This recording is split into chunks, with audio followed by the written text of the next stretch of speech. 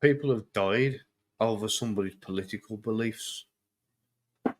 Innocent people. It's disgusting that this has happened and that this has come to. This has probably been one of the most divisive events recently. And I back everything you say, Eric, about there's millions of different ways of doing it differently, and that certainly isn't the one. The process is the people choose, and to rob them of that choice through violence is the exact opposite of anything that would fall under the definition of a republic or even a democracy.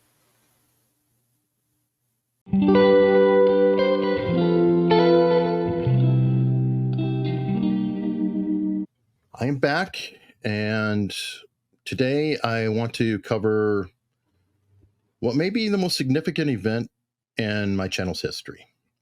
And to do this responsibly, I have my own personal opinions on what happened with I will call it an assassination attempt against a top presidential candidate, Donald Trump. But these are opinions of a lay person. I am not the most knowledgeable person on this kind of thing. So I've brought with me Gavin Stone, whom I've had on for many videos. Gavin does a lot of body language, but he also has been working in security and also with the government in England for many, many years. Has far more knowledge than I do, including that of arms, spycraft, I imagine the degree of security. And a special guest joining me is someone who I have had on years and years ago, Thomas Pecora. And Thomas Pecora was a CIA security expert. So I'm going to have Tom describe his background, because I believe he also has experience with the Secret Service themselves. Yes, thank you, Gav. Thank you, Gavin. Welcome, and this is giving you a little background on my experience with the Secret Service. While I was a CIA security professional for 24 years, I worked extensively with the U.S. Secret Service, starting out actually getting instruction from them in 1991 when they provided some training for our first clandestine protection unit in the agency. This unit used to be called the POC. It later became famous as the GRS, or the Annex Security Team that saved the Secret Service, the State Department personnel in Benghazi, Libya in 2012. Part of the 13 Hours book and movie. So my experience with them started back then in 1991, but then I was part of a clandestine CIA counterterrorism, counter-surveillance element that in 94 and 95, we would provide counter-surveillance to specific high-threat activities that the Secret Service would have going on in foreign countries. And then from 1996 to 99, I was training foreign presidential protection details, working extensively with U.S. Secret Service, both active duty and retired contractors, providing Secret Service methodology as part of that training to these foreign protection details. Protection details like the head of the Colombian government, the Panamanian government, down in Quito, Ecuador, all the way to a couple places in Europe. I also graduated from their Secret Service firearms instructor training class. And in 2003, I assisted with the U.S. Secret Service presidential visit of President Bush to Manila, where I helped the advance team provide the basic advance protection plan for his visit. And I also actually worked the fence line when he was doing meet and greet. In 2006, I was the CIA representative helping lead the U.S. Secret Service advance team for Vice President Cheney's secret visit to Iraq and in Baghdad. And I helped coordinate the blending of CIA protection personnel diplomatic security personnel and U.S. Secret Service advanced people to provide protection for Vice President Cheney during his visit there. So I've had extensive experience working with Secret Service, actually in the course of helping them protect the president, and also providing training in their methodology.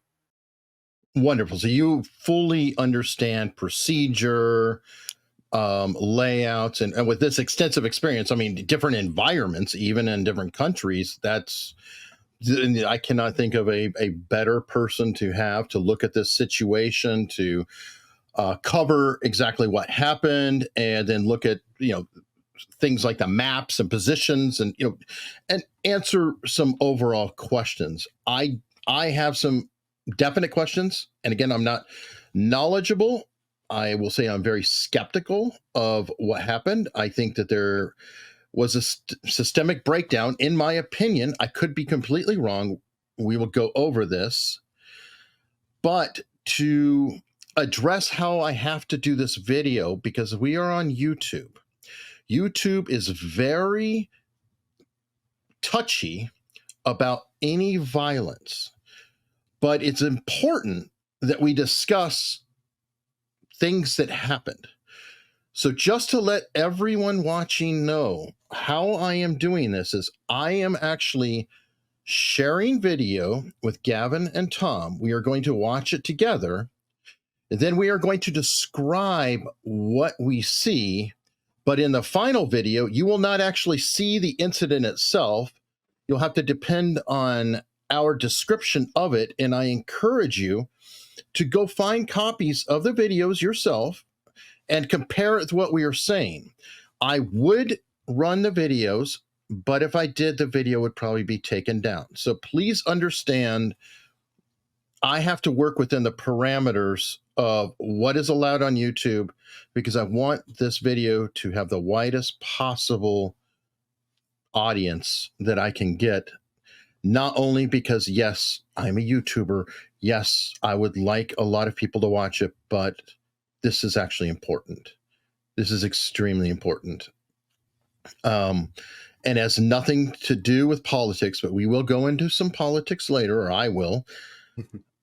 I don't care if this was Joe Biden, Donald Trump, RFK Jr., Jill Stein. I don't care who this was. This is unacceptable. This is monstrous. And it should not be happening now, in my opinion. So to start, we're going to go ahead and watch the actual scene, and you guys can break it down. Take a look at what happened.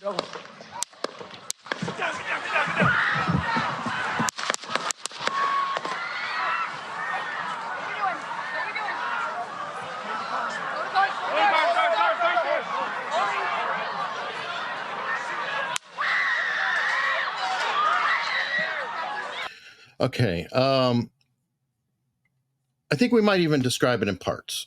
Okay. What we just saw right there, I'm going to go with Gavin. What did we just see? So that kind of immediate response from the Secret Service, those guys are called the shift. As soon as the shots fired out, you saw the reaction of Donald Trump. He grabbed his ear. He kind of dived to the ground, which is what he would have been instructed to do. A lot of people don't realize that banner that runs around the podium that looks like a giant long flag is actually steel. It's not. It's a protective kind of shield, as it were. So he's gone down behind the podium, and then Secret Service have come in as they're meant to do, the shift, and they've kind of dived on top to provide a human shield for him. Yes, the immediate reaction by the inner protection detail, the agent in charge and associated members, was to immediately come in from either side of the stage and cover. Their first action is to cover, and their next immediate move is to evacuate. At this point, they were going to stabilize and wait on counter sniper or counter assault team response, which you'll see in later videos, where gentlemen in combat type fatigues with M16 type weaponry will come up on the stage in front of the podium and provide cover for the president while the protection detail is doing their covering. I was just going to say that they would have been waiting there for the all clear to come through. The sharpshooters or whoever responded would have kind of held everything up, and the people on the stage there would have been waiting for the all clear threat neutralized before him coming back up and moving again. So essentially, because they're in the trees, not the forest, they can't know what's going on, and they have to depend on their teammates to tell them that he's not under threat. If they were trying to move him right now, he could be potentially under threat. Yes, and the counter assault team's primary mission is to assault the attackers and basically draw their fire. So what you'll see is the counter assault team does not actually move right in front of where the protection detail is mounted up on President Trump. They are on either sides of the platform, trying to draw fire potentially or return fire. That makes sense. So if they're a threat to whomever is shooting, hopefully the shooter will shoot at them. Correct. And it's adding another layer of protection for the candidate. Yeah. So the inner circle, who are kind of on top of him at the moment, they're the shield, and then the other guys are kind of to draw the fire and also to return fire. Okay, now I have one question on this, and this is coming from a layman, because I'm going to make any hypercritical remark, and then I can be corrected on whatever. He seemed to be up for a bit longer than I expected. Were the Secret Service, his inner detail, placed slightly far away to where they couldn't tackle him quite as quickly as they might have, or was the procedure pretty solid in this part? Tom, what do you think? Well, I'll give you some of the. One of the most difficult parts of being in a protection detail is dealing with the staff of the protectee. And part of that staff friction is they don't want Secret Service in the picture. They want the candidate to be the center of attention. So there's always the friction of the protection detail wants to be as close as possible, and the staff want them as far away as possible. The problem is it usually comes down to the protectee. And if President Trump wanted those individuals on the far sides of the stage, it would be very difficult for them to change that arrangement. Now, we could always make an opinion on how far away they were. Should they be closer? But without understanding their directives, and they may have been in a situation where they were forced to do what they did. Okay, so I'm always going to try to rule in the favor of the other person. So what you see then is assuming they're probably where they're supposed to be, and they did a pretty good job. Covering and evacuating is the primary mission during any type of a threat to the protectee. Their primary mission is to cover and then evacuate, not to return fire, not to search out to see who did it. Their job is nothing but to provide protection for the protectee at that moment. Okay, perfect. Now I'm going to jump to another video clip, and part of what I want to do with this is because there's so many things swirling around the internet and claims, and I just want to address some of them, and I personally actually find this offensive. But here is an actress who came out overnight, probably not a fan of former President Trump, making some commentary. Tyler Perry production of Medea Runs for President. I lived in Harlem long enough to know that gunshots do not sound like making popcorn on the stove. Pop, pop, pop. Where'd the blood come from? So in theater, in movies, they have what's called blood pellets. They even, people use them in Halloween. It's basically a pellet of fake blood that's in your mouth, and when you crush it, the blood comes out. To be frank, Small Hands Trump would not respond by raising his fist in the air triumphantly were an actual attempt made on his life. Enough to get the point of what this individual is saying. I wanted to bring this up because I think there's a lot of confusion about what actual gunfire is, what it sounds like. And my personal opinion is, unless we were on the scene, we have no idea of what caliber of a gun or anything of that sort by the sounds. And the reason is these are modern microphones that the television crews are using, that we are watching. And most modern microphones have built-in mechanisms for noise cancellation and a high attack. So an extremely loud noise gets immediately suppressed by the microphone. So what you are hearing, and from what I understand, that probably is potentially an AR-15 or something similar that was used, judging from news reports that I'm hearing that the shooter had an AR-style weapon. So I'm not going to specify it. They said AR-style weapon. I'm going to go with that. But I just wanted to ask both of you. Both of you have shot different weapons of different kinds. Was that an actual gunfire pattern, potentially with two guns, in my opinion, or was that fake popcorn? Well, I would say to start with, the environment dramatically changes the sound. If you're in an enclosed area, hallway, or a smaller facility, you're going to have dramatically more echo in terms of the sound volume. If you're in a large open area, that sound is going to disperse. To give you an idea, Hollywood had to work extensively to try to create the noise of actual gunfire in a street scene in the movie Heat. It took massive amounts of technical knowledge to be able to record the actual sound of the gunshots and the echoes off the buildings. So when you're talking about a large area, an open area, as in there is no roof, the sound of gunfire will vary. No credibility to this lady's statements. I'll second that.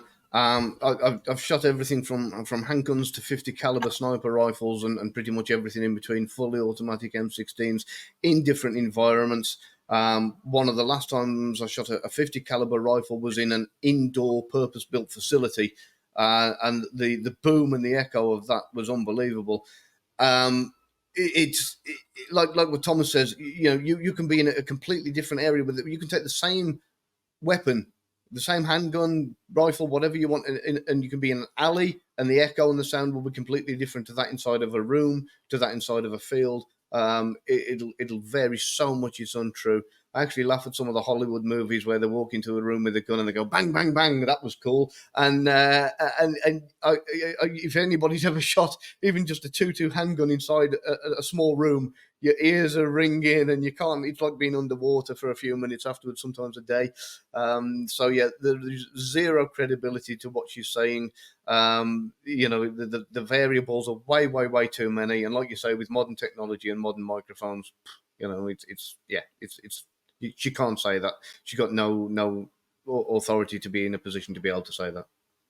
I also wanted to ask about the pattern of the bullets because I have a theory. I don't know if it's right. It sounded to me that there were 3 shots that were spaced out further. And I didn't know if that was the attempted assassin sighting in, like taking a shot, trying to pull closer to hit the target. And that's why there was a spacing on that. And the second 3 shots, I wonder if they were counterfire from the Secret Service and much quicker. The initial fire, we don't know the background on the shooter, experience level, how much experience they have with that particular weapon system. The second part is if that first shot was the one that struck former President Trump's ear. Then he was trying to catch up with the follow-up shots, which oftentimes are rushed, which would explain the misses and the increased speed in which the tempo changed. The rapid fire, the more rapid succession of shots at the end were very likely to be the return fire from some Secret Service element. Okay. Now, to address her claim further, I want to have you look at the incident again, and I want you to look at Trump. And Gavin, I want you to do body language on the spot. Sorry, no preparation. Thomas, I'd love you to do so as well. And I want you to tell me if this is an individual who is faking or prepared in any way for what happened in this scenario, and then we'll just describe it again. Cut later. Take a look at what happened.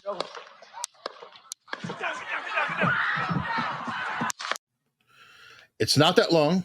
Yeah. Can I add something right off the bat? It Sure. appears, now that I looked at the video closer, it appears that it was the second shot that hit him in the ear, and he had what was considered one of the instinctual flinch moves. That is, it's inherent in humans.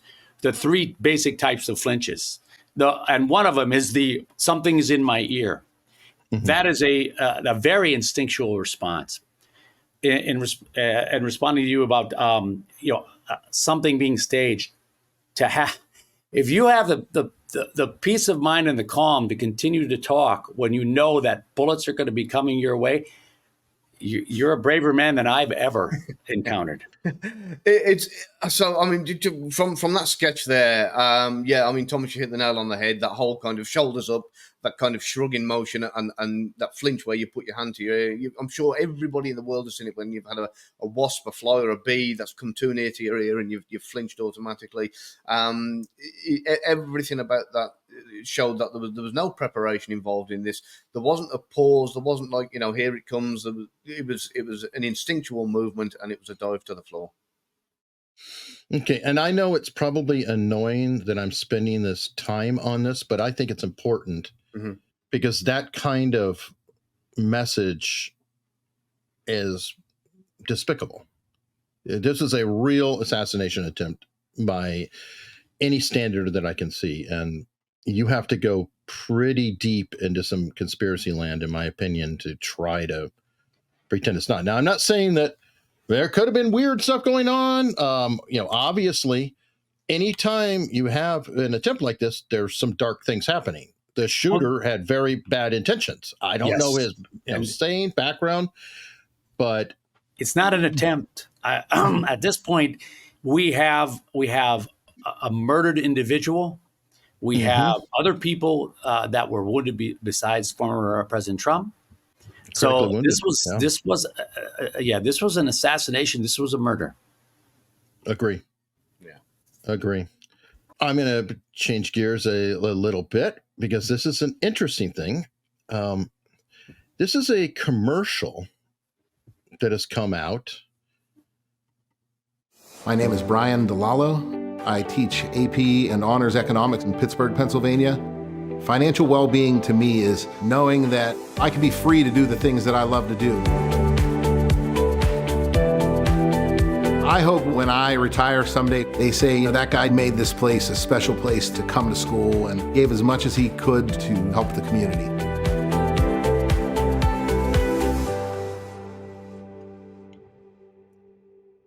All right, let me go back in this commercial a little bit. If you look at that individual right there, you're looking at the shooter. Yeah. Again, this could mean nothing. It is just a very, very interesting dot. I do a show called America's Untold Stories, and we find dots. Now, dots are just odd little occurrences out there, overlaps, coincidences, things like that. I'm not connecting a dot. I'm just pointing out a dot. This is a company called BlackRock. The company BlackRock is very controversial in some circles. I would say the right-wing politics, whatever, is very critical of BlackRock, and they accuse them of things like diversity, pushing diversity hiring, a DEI, I believe is tied to them, things like that. There are some questions about potentially hiring in the government right now in the different agencies. So it's not completely off the reservation to say it's interesting that there's BlackRock. Now, I don't know if either of you want to comment on this. I'm just laying it out there. Not enough information to go on. Unfortunately, if you've worked counter surveillance, you'll find, and you'll watch an area long enough, you'll see a lot of strange things. And 99% of it turns out to be just that, strange things that have nothing to do with your protectee. But there's always that 1%. This would definitely something that would be for the Secret Service to follow up on. Yeah, I'm not a huge believer in coincidence. I'm a believer in patterns. But you know, it's like you say, it is a dot. If there was a few more that were closer to it to give us a little bit more intelligence, it may possibly lead to something. But yeah, I'm right behind you with that, Thomas. It's certainly an avenue that I think the Secret Service should be looking into, and we know BlackRock has a lot of connections in certain areas. So yeah, I would it'd definitely be an avenue that I'd want to look down if I was investigating it. Did that surprise either of you? Yes, I was surprised. I'm surprised that Sony was able to pick that individual out by face. Mm. But nowadays they've got AI that can pretty much zero in on that. It could be, but it could also be that a fellow student knew that student was in a commercial and just More likely, yes. Than even that is what I personally think. You know, some people are geniuses and they spot things right away, but I generally believe in informants. Usually, You're a good judge of character. Thank you. All right. Well, while we're talking about judges of character, we're going to go into the next part because there is some very real controversy about whether there was knowledge ahead of time that this incident was about to happen. By the way, the assassination attempt is about to happen because I'm really annoyed by the whole incident and downplaying that some people were doing, including the Secret Service themselves on their press release. There was an incident. Oh, what? He spilled his coffee? Somebody threw a shoe at him? Yeah, there were press reports that said that he fell. Oh, yes. Yeah. All right. So this gentleman, his name is Greg Smith. Now, the claim is that he owns Brinkles Farms and greenhouses in the area. We looked to see, and we didn't see his name anywhere on their site and about or anything. So he may own it. He may be an employee. I just want to clarify that I don't have confirmation other than what I'm given. And the information given by the Daily Mail is that he's Greg Smith of this Brinkles Farms and greenhouses. So he described something he saw with some others. So we walked up, and probably 5 to 7 minutes of Trump speaking. I'm estimating here. I have no idea, but one thing of note, and Gavin, you can tell me to pause at any point or whatever, but he was drunk, potentially, or was at least drinking. And you can hear some slurring in his words on occasion. And I believe he was drinking a beer while he was talking to the reporter. So, yeah, we do want to acknowledge that. Yeah, he said himself in his own words he'd been partying all day, possibly even the night before. He is at that particular point drinking from a can, which is I'm guessing his beer. You can tell, especially when the camera kind of closes in on his eyes a little bit, that he appears to be intoxicated. Gary O'Donoghue, whether he picked that up or not, I don't know.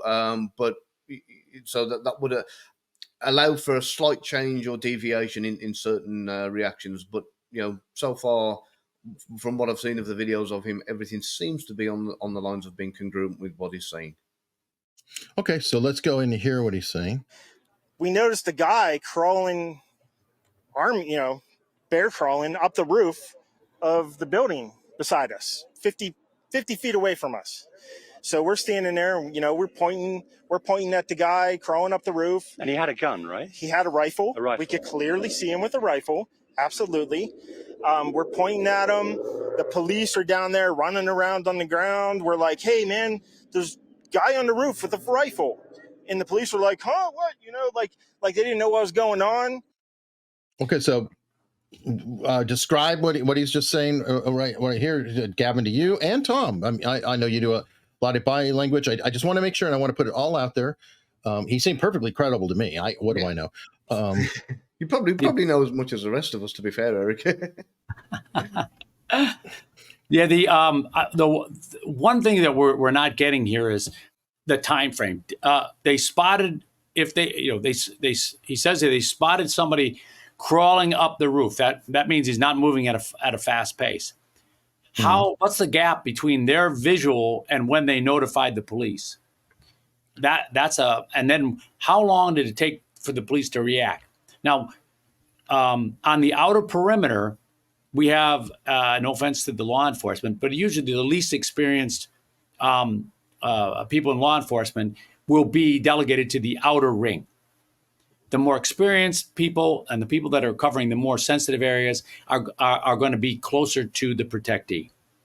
I'll give you a case in point. During the Hinckley assassination attempt on President Reagan, at the fence line, or basically the fence line where they were holding the crowd back, they had a police officer who unfortunately was not watching the crowd. He turned to watch President Reagan, and he was shot as a result. That was part of this guy was basically untrained in terms of protective operations. So I don't know the circumstances of the police, what unit was there and what they were charged with doing, or the time frame. If it was a matter of a minute or two, that's a very short time to react. But we don't know. Heard and read 4 minutes. I don't know if that's accurate or not, but I have seen 4 minutes bandied about. Yeah. What I will say here, and Thomas, I mean, you know this. You've worked for the CIA. You know. Most government departments in the world are exactly the same when it comes to this kind of thing. You have to haggle for protection in these circumstances. There's three. There's your inner circle, your kind of your middle circle, if you want to call it that, or your protected area, and then there's your outer circle. And the Secret Service will be in charge of overseeing the entire thing.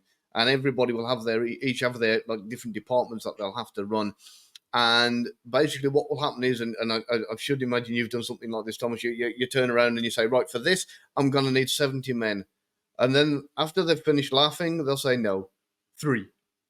And then you'll go, no, I can't do it with any less than 50. And they'll go, no, 7. And you have to haggle your way through. And eventually what you end up with is maybe kind of 8 men, 2 feds, and 5 law enforcement or something like that scattered around a great big massive area, and you're very far stretched. So a lot of this comes down to budget, availability. They have to do a risk assessment on what's the possibility of a threat. There's so much that you're constantly arguing with, and it's so difficult to make an area that large, that secure. So yeah, you'll probably find it would have been a couple of local law enforcement guys. They're not going to be directly communicating with a Secret Service, even though Secret Service will be able to hear all the different band waves and the radio communications. They're not going to be directly communicating with Secret Service. And then on top of that, and again, Thomas, you know this, if we were to jump every time some kid come up and said, Mister, there's a bomb over there, or there's a guy climbing the roof. If we ran off to go and investigate it every time something happened, we would. All right. Well, hold on. Let's look into that, because now we have an image. I put up an image here. There's some. This is showing. Hold on. I'm just going to say this is showing the placement of the shooter where he was ultimately found.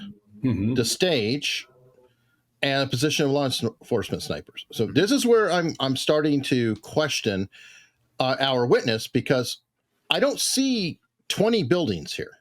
I see a pretty clear line of sight from this one building structure. Now, I didn't see, I need to further out, but I get the idea this is kind of like a fairground and kind of a less populous area.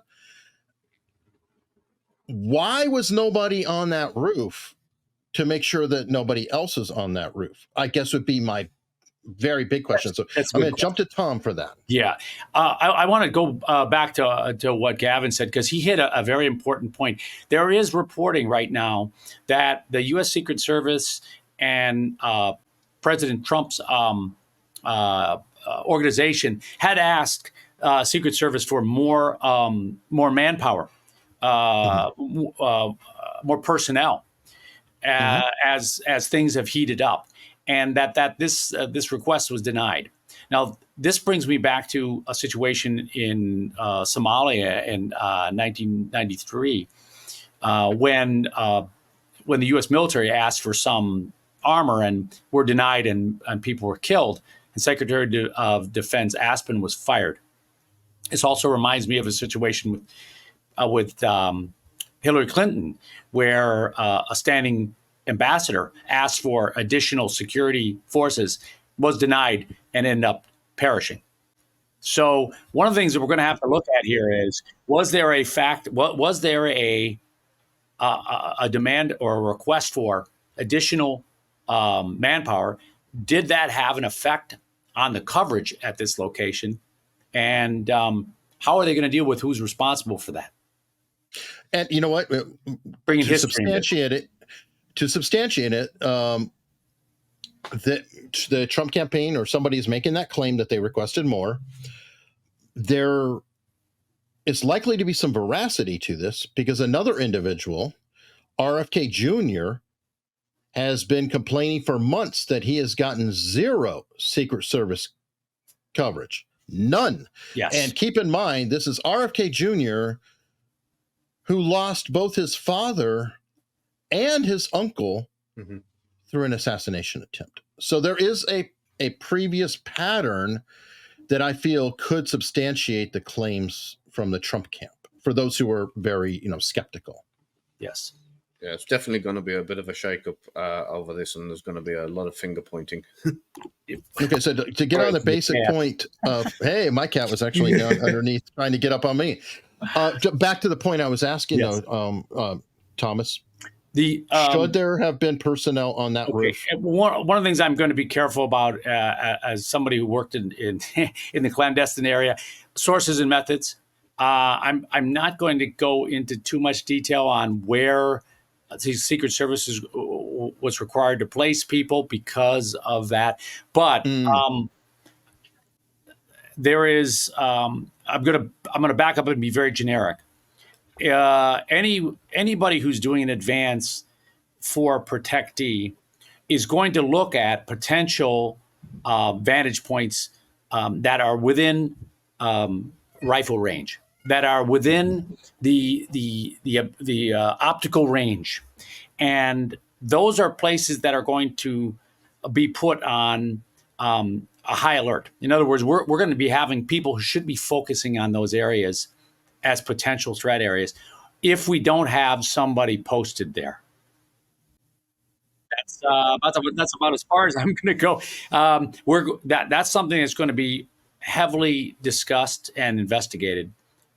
Okay, not to go any further, I just want to ask you the one question then. Sure. Would this qualify as a potential vantage point? Absolutely. Okay. I understand it. I want to be really clear on it. We've got a variety of different range estimates that have been going around. So that's 450 feet, 700 feet. When we're talking about those types of ranges, that's clearly in danger. We're not looking for a perch that a special forces sniper with an exotic weapon is going to reach out and touch somebody from. Right. Just from my military training in the Army, this 450 feet is about 125 meters approximately. I'm not great at conversion. That was within the qualification I had to do in the Army with bare sights, no scope. Mm-hmm. Just steel. And by the way, I hit those targets with no problem at all. It is not the most challenging distance in the world for anybody qualifying. And I'm not talking about snipers. Yes. I'm talking about basic training, all Army figures. If you're missing this range, you're not qualifying on the rifle. Yes, Yeah, sir. basically. Yeah. Also, I just want to point out, you can't see it on this photo, but if you were to go to the top left, just on outside of this photo, there is a massive water tower with a 360-degree like walking platform all the way around it. And personally, that's where I would. Oh, there you go. You can see it there. I assume it's a water tower, but Yes. that's where I would have had a couple of guys perched where they can see not only the entire area, it's taller than anything and everything around, and can look down on the entire thing. And I would have had a couple of guys up there with radios and binoculars looking on the whole thing. So I don't know whether that was utilised or not, but if it was, then they would have clearly seen any threat from that rooftop. Okay. Well, and that actually leads into the next part. And this is, again, I'm going to have to play the video for us to watch and then cut that out later. We'll describe what we see. And that is the response from the Secret Service sniper. It's a very short If video. you want to really see something that's said, take a look at what happened. If you want to really see something that's said, take a look at what happened. If you want to. Okay, so what did you see in this scenario, and specifically where there's questions about the timing that have come up?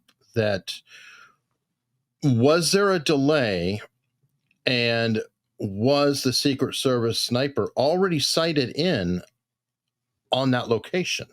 Because he didn't appear to swing the weapon very far any direction from what I see. But I'm going to lean on you, Tom. Please tell me what you saw. Not to be too critical, but I'm going to say that watching the video, focusing on the more kneeling, almost standing individual, when the shots were fired, he was caught by surprise. He actually came off the rifle, came back onto it.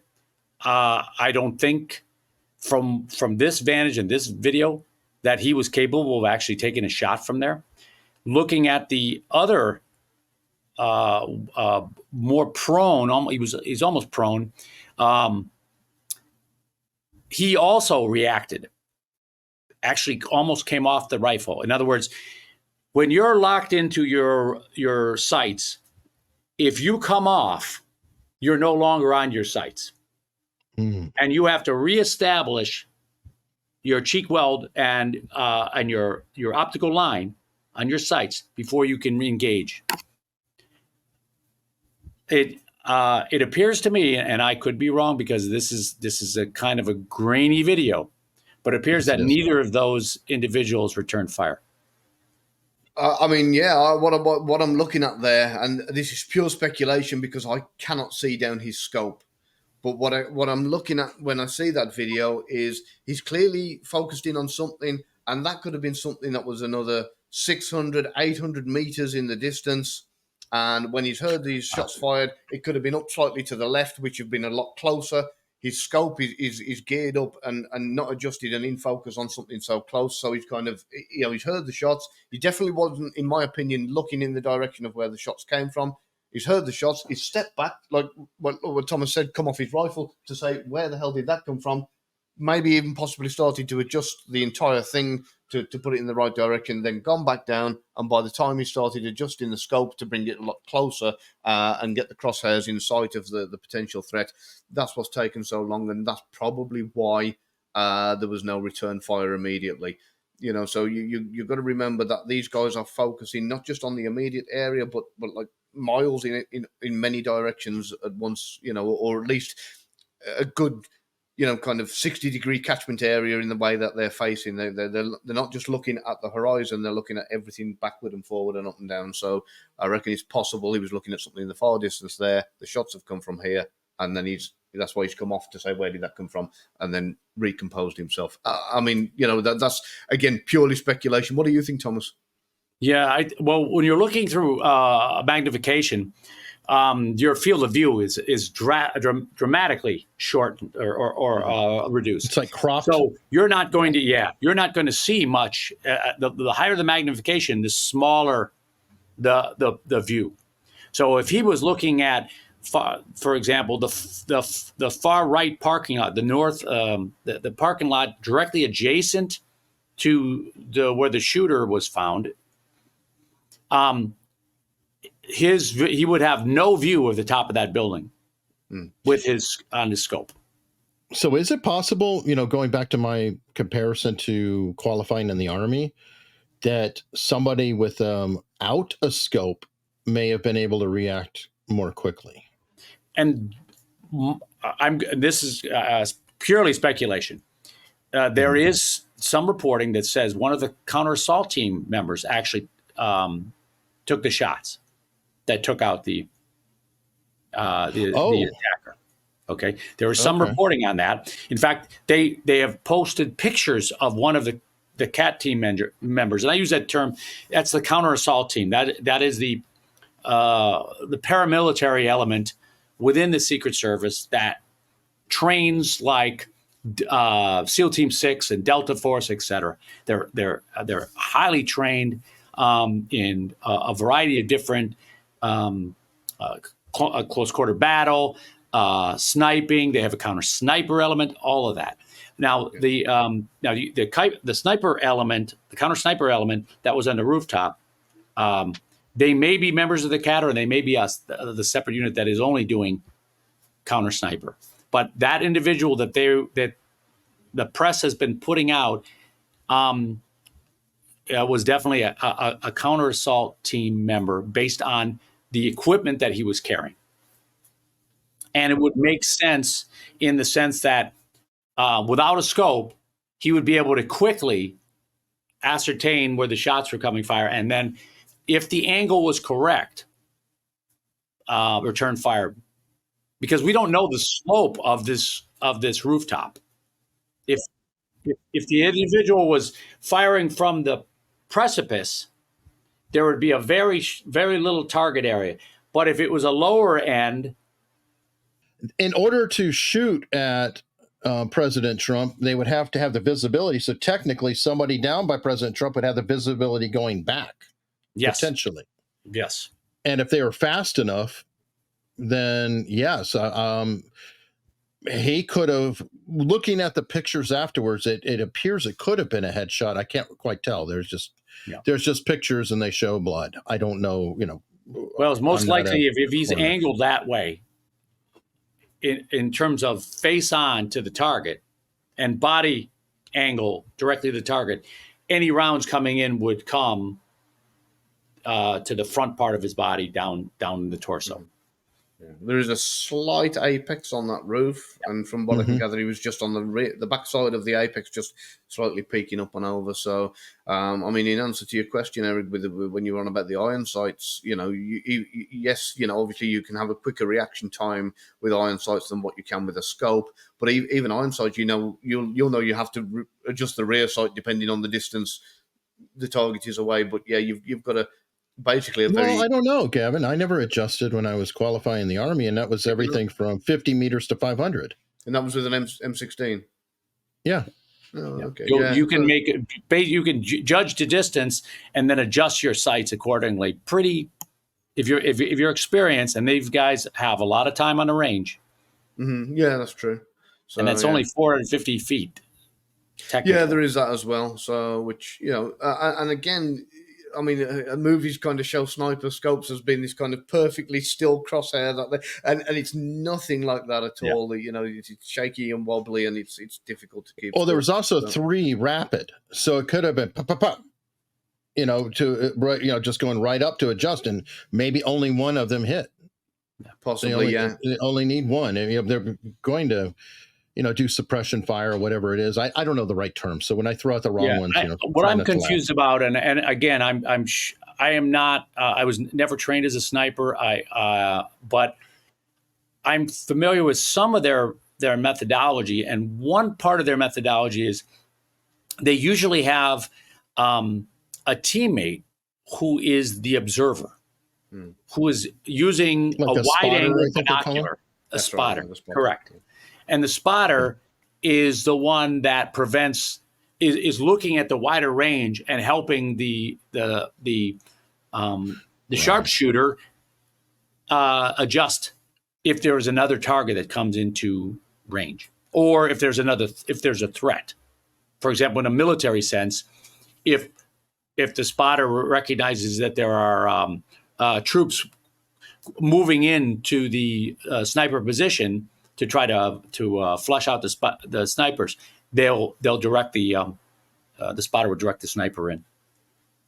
Makes total And sense. I did not see a spotter on that rooftop. Yes, it seemed like there was two people with rifles, but not a spotter. And I did kind of wonder about that. So thank you. Thank you. Unless there could have been a spotter in another location, like Gavin said in the water tower, who I guess could by radio say, usually you have them here, side by side, but I have no. There absolutely could be somebody up there doing an OP, observation point. Mm-hmm. And as Gavin pointed out, that would be an ideal observation point to observe the rooftop areas of that venue. Oh, at the very least, yeah. Okay, so we're going to continue further. I want to play the sequence because I was genuinely impressed with this. Oh.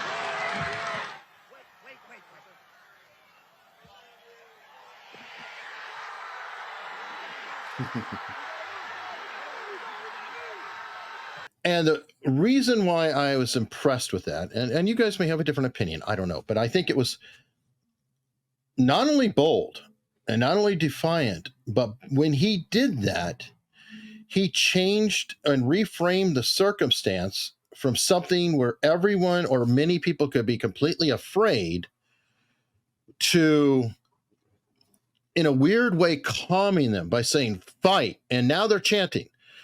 And it helped reverse panic into a more productive stance. And I'm curious your thoughts. Gavin, I'm going to go with you on this because it's a kind of a persuasion technique that I feel like he did under fire. He even said, wait, to do this. Now, that is going to feed into the conspiracy things of no, he knew it the whole time. And he had to make sure he got his press moment. But I actually think that, yes, the guy's very aware of marketing all the time. Absolutely. But I think it went even further in terms of motivating the crowd. So, Gavin, am I completely off my rocker? No, I think it was an absolutely brilliant thing that he did because what he's done, there's two sides to this.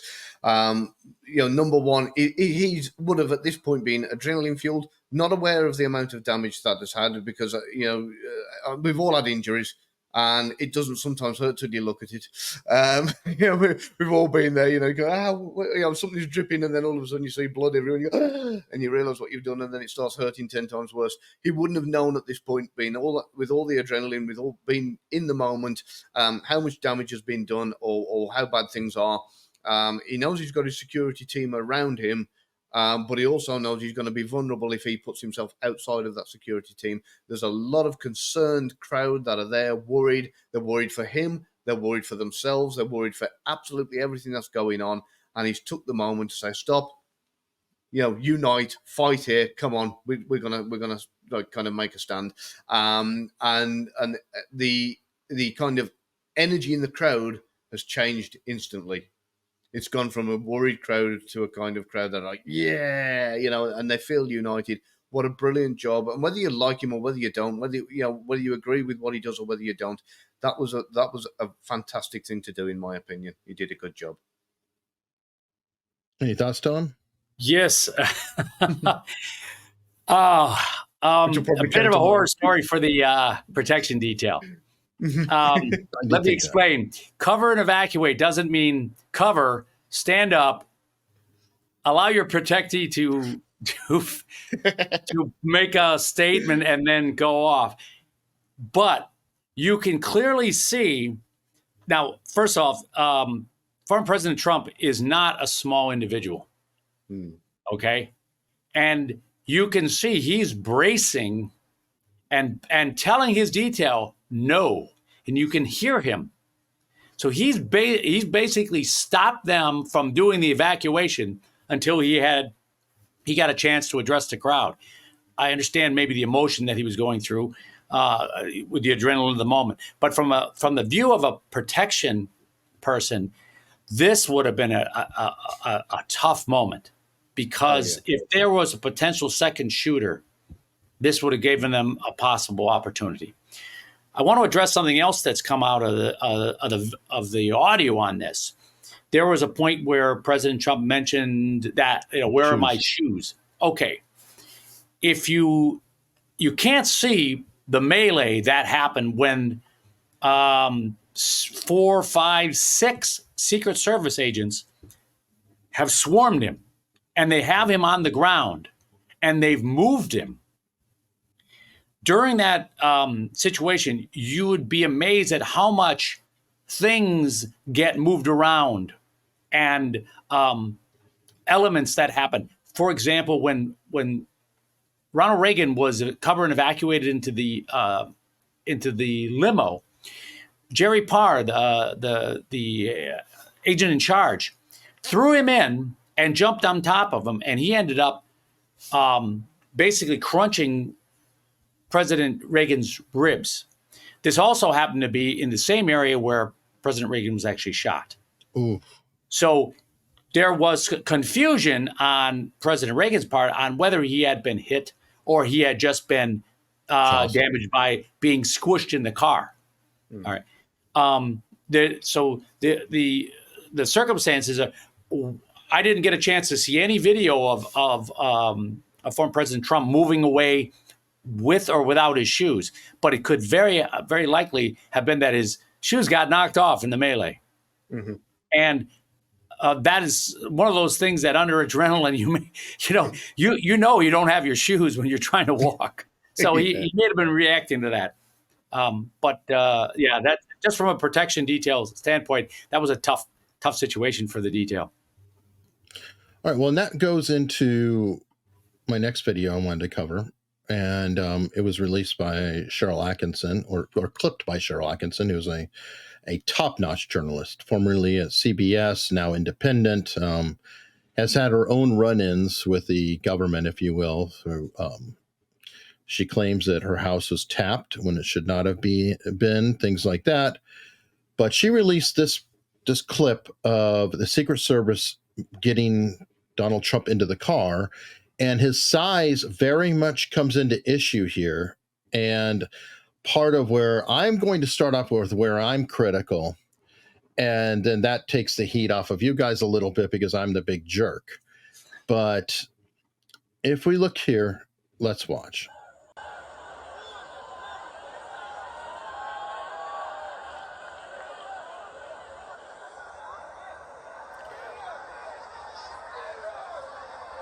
Especially, I want to go over that one again here. Okay, let's go look at that again there. All right.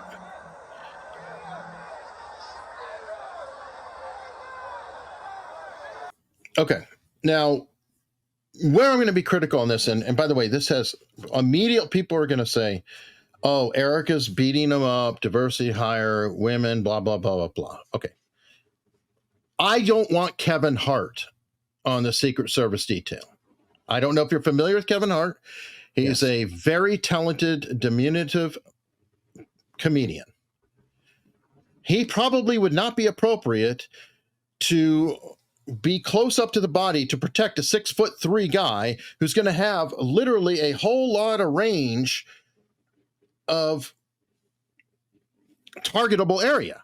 I mean, Donald Trump just got hit in the ear. So it already was a headshot situation, and you have people surrounding him who I feel may not be physically the best choice. I am not judging their qualifications. They might be perfectly fine investigators. The Secret Service has many, many areas they cover through counterfeiting, all kinds of law enforcement. But the Presidential Protection Detail, I thought, was a very highly specialized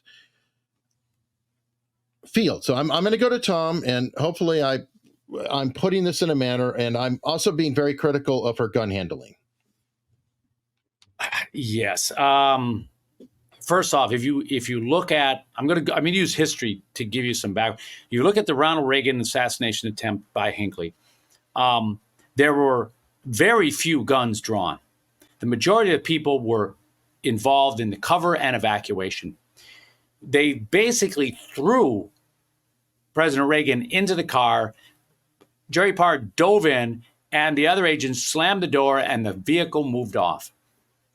Now, from the point of, if I look at the point of view of the camera at this point, that camera, if it was a rifle barrel, would have had significant time on target if that was a second shooter. You're right. So in response to your question about height, part of cover and evacuation is actually the physical reducing of the signature of the protectee, bending them over so that they are below head height and providing a physical screen of your body to them. If you noticed, the Secret Service agent right in front who's adjusting her belt with her gun, she has a vest on. After Reagan was shot, all agents that worked the inner ring were required to wear vests so that they could take a shot and stay active. Because one of the agents during the Reagan attempt was not wearing a vest, was shot at the door and crumpled, and he was no longer effective. The other part of this is look at the direction that the details, that the members of the detail are looking. I'm a bit critical of that. They should be forming an outer ring. They should actually have somebody in front of that door, a body, and they should be scanning the environment until the vehicle is in motion. That's standard operating procedure. So They look confused to me. In fairness, it looked very disorganized. That's an appearance, but to my eyes, they appeared to be highly disorganized, and I question the one who I feel like could have shot herself in the hand with their trying to figure out her holster situation. Has she had enough training? What was she doing with her? There is absolutely no reason to have a firearm out at that point. Exactly. In that position. That's not going to meet the, as they used to say, the Washington Post test. It's not going to meet it. Is that and a case also where positioning at that point? I will give the Secret Service a little bit. President Trump was being very difficult. You can see that in the video. He was making it difficult for them to get him in the car. Okay. But in his defense, Ronald Reagan was very similar. They had to get very physical with him. Yeah. Gavin? Well, I mean, obviously we want strong-minded leaders. And what goes with that is this kind of behavior. You know, that's the downside. You know, they're not going to duck and cover when you tell them to, which is an absolute nightmare. So you can understand, you know, the Secret Service kind of, and there are different procedures with when you're getting a principal, depending on what the scenario is, where you can literally grab them by the scruff of the neck, spin them around and pull them over your back like a backpack if you've got people around you, and run with them to get them in the car. There are different kind of ways of doing it. These ladies, I'm guessing, probably couldn't do that with Donald Trump. Like what we were discussing a minute ago, why she'd even got a pistol drawn at that point is beyond me. That wasn't her job to play counterattack. Her job was to be a shield and get him in the car. So I don't know what went wrong there. I don't know what it the systems are now. It used to be for a while, and Thomas, you might be able to help me out. Wasn't it for a while that the Secret Service, when you were a president, you had the same Service members for life, or was it just Secret Service protection for life? You get Secret Service protection, and there's been some changes in that, but you get Secret Service protection, but they're not the same. They rotate in and out, and yeah. And, so and some are dismissed for, because of family issues or, life issues. So you have changes in the detail. But usually the detail leader stays in position quite a long time. I've worked with some people who were on Ford for most of his presidency. So in that case, then, because like I said, it's changed a little. I've got a few friends in the Secret Service, but in that instance, would it be a case that this team would have been allocated to him, or this detail would have been kind of? Oh, his inner detail is known to him. They're the only ones who are supposed to be doing this activity. Right. So do you reckon this would have been a call of Donald Trump saying, "I want a few ladies around me more so than somebody"? No, not at all. That would be, unless the Secret Service has changed their policy and procedure. Their activities are governed by their management, and that is not a precedent that you'd want to set where the protectee gets to choose. This is the reason why foreign protection details have so many flaws, because they often bring in their own trusted individuals. Whether they're trained or not is irrelevant for them. And this is one of the reasons why some of these details are ineffective during an attack, because it's a trusted member versus somebody who's been trained. And then the details all shift when the new president comes in. You get a whole new group in. Okay, so problematic. Not to beat a dead horse, but to go back to the original point about his size and adding in his being uncooperative, that would seem to substantiate my point that I feel that they were not physically appropriate for that situation, that he would be in less danger if he had individuals who were equal or greater in size to him, who could literally bully him over or bowl him over or manipulate him in a way to be out of danger. Is that a fair statement? Yes, I would have to. I have to agree with that. Under those circumstances, it's the protectee is the primary, and HR elements are really become ridiculous. Okay, now I think we've covered this out pretty well. I want to close out with a couple short videos because I just found these to be interesting.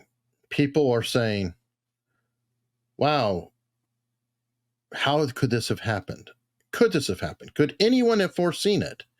And I have a couple of clips here, one of which is very surprising. And it could just be a lucky coincidence. But this individual, his name is Brandon Biggs. He is a janitor, apparently, who is also considered a prophet. And on March 14th, of 2024, he made this prediction.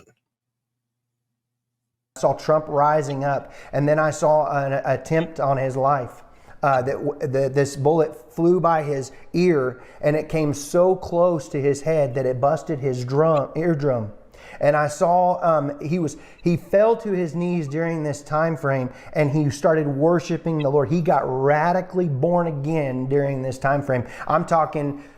People say he's saved now, but he becomes really on fire for Jesus, for what I saw coming. Now, not jumping into everything, but that was a really compelling thing to see. I'm sorry, but the specificity of what he said and the circumstances are kind of chilling. Your thoughts? Yeah, unfortunately, we got some history. They say they talk about assassination in U.S. politics as being so absolutely rare. I find that to be a student of a history of protective operations. I find that that's not a real accurate statement. We look at the Kennedy family. We look at a number of people who have been shot. We've had assassination attempts on baseball fields against politicians. So Steve Scalise. yeah, and when we talk about the environment that we're in right now, where we've got one group basically saying the other group is evil, and what you're seeing is a rise in the temperature and an encouragement basically towards violence. And when you start to make it an existential threat, as somebody who worked in protective intelligence, this is something that would be very, very concerning. All right, well, that actually leads to the second video that I wanted to show. And unless, Gavin, if you have anything else to add on that one? Not really, other than the fact that even The Simpsons predicted it. Yeah. They're pretty prophetic, though. The Simpsons are pretty, I'd give them high marks on prophetic statements. I really believe in the Andrew Breitbart saying that he said that politics is downstream of culture. And I think that The Simpsons and South Park are both culture. And you can be very predictive if you're really wired into culture and you feel these waves happening. I think that they can see things ahead of time and describe them because they can sense it traveling in that direction. Does that make sense? Oh, yes. Mm-hmm. All right, well, here is a more overall principle, not necessarily religious. Are they going to let Trump be president? No, of course. I mean, look, if, they protested him, they called him names. He won anyway. They impeached him twice on ridiculous pretenses. They fabricated a lot about what happened on January 6th in order to impeach him again. It didn't work. He came back. Then they indicted him. It didn't work. He became more popular.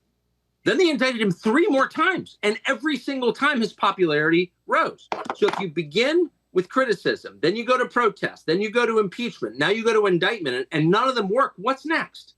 I mean, graph it out, man. We're speeding toward assassination, obviously, and no one will say that, but I don't know how you can reach that conclusion. That was August 30th, 2023. Yes. Yeah, it doesn't surprise me, I've got to admit. Sadly, we've reached a point where it's no longer a voting issue. They're basically saying this is a threat to the existence of a country. It's a sad moment. Mm-hmm. So to wrap things up, and I hope you guys agree with me, I think the proper message for all of this is, can we cool the temperature down a bit? Can we knock some of this shit off? Because this is very real. This is a democracy, or republic technically, but use the ballot box, use proper protests, write letters to the editor. There's a million ways to express your feelings, but don't call for violence and terrible things to happen to other people. And as an example, there is a YouTuber. His name is Destiny. I used to respect this individual because I thought he was an honest broker. He's a progressive guy. He liked to have conversations with the other side. And he released or sent out this tweet yesterday. And this is a better one. He sent out multiple tweets. And I am wanting to be very pointed in my condemnation of this despicable tweet. And I'm picking my word very specifically. This is despicable. Either side, this language is despicable. If we learned anything today, I hope it's realizing the importance of principles I've stressed many times on stream before. Having a firearm means absolutely nothing if you don't spend time at the range practicing with it. People have died over somebody's political beliefs. Innocent people. It's disgusting that this has happened and that this has come to. This has probably been one of the most divisive events recently. And I back everything you say, Eric, about there's millions of different ways of doing it differently, and that certainly isn't the one. The process is the people choose, and to rob them of that choice through violence is the exact opposite of anything that would fall under the definition of a republic or even a democracy. That's perfect ending. Tom, Gavin, thank you so much.